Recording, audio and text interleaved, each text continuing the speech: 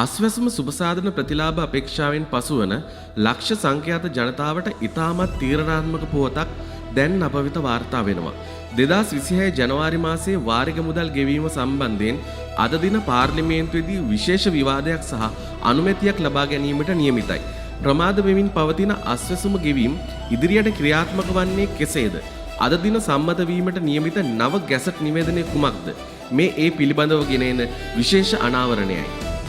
අද දින පෙරවරු 11:30 සිට පස්වරු 5 දක්වා කාලය තුල පාර්ලිමේන්තුවේදී ඉතාමත් සුවිශේෂී විවාදයක් පැවැත්වීමට නියමිතව තිබෙනවා. ඒ 2025 දෙසැම්බර් 15 වෙනි දින නිකුත් කරන ලද අති විශේෂ ගැසට් පත්‍රයට අදාළවයි.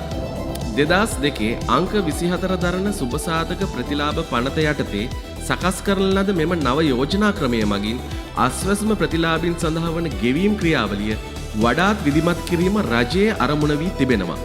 මෙම යෝජනා ක්‍රමය අද දින විවාදයට ගැනීමෙන් අනතුරුව අනුමත කිරීමට නියමිතව තිබීම විශේෂත්වයක්. බොහෝ දෙනෙකු විමසා සිටියේ ජනවාරි මාසයේ මැදවනතුරු ගෙවීම් ප්‍රමාද වීමට හේතුව කුමක්ද යන්නයි. මෙම අලුත් ගැසට් නිවේදනය මගින් ගෙවීම් ව්‍යුහයේ සිදුවන සංශෝධන හේතුවෙන් ඒ සඳහා පාර්ලිමේන්තු අනුමැතිය අත්‍යවශ්‍ය කරුණක් වී තිබෙනවා. අද දින පස්වරු 5ට මෙම විවාදය අවසන් වී අදාළ යෝජනාව අනුමත වූ සැනින් ප්‍රමාද වී ඇති සියලු ගෙවීම් කටයුතු බැංකු පද්ධතිය හරහා කඩිනම් කිරීමට අවශ්‍ය මාවත විවෘත වනු ඇති.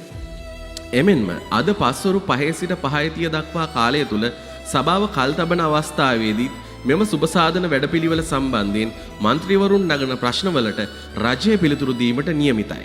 විශේෂයෙන්ම මතක් කළ යුතුයි මෙම විවාදයේ අවසානයේදී අස්වැසුම ප්‍රතිලාභීන්ගේ බැංකු ගිණුම් වෙත වාරික මුදල් ලැබෙන දිනය පිළිබඳව නිශ්චිත අදහසක් ලබා ගැනීමට අපට හැකියාව ලැබෙනවා.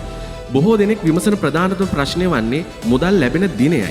ඒ නිසා අද පාර්ලිමේන්තු විවාදයේදී රජය විසින් ලබා දෙන නිල පිළිතුර මත පදනම්ව මුදල් බැරවන නිවැරදිම දිනය අප ඔබට ඉක්මනින් දැනුම් දෙන්නම්. එහෙනම් ඔයාලා හැමෝටම සුබ දවසක්.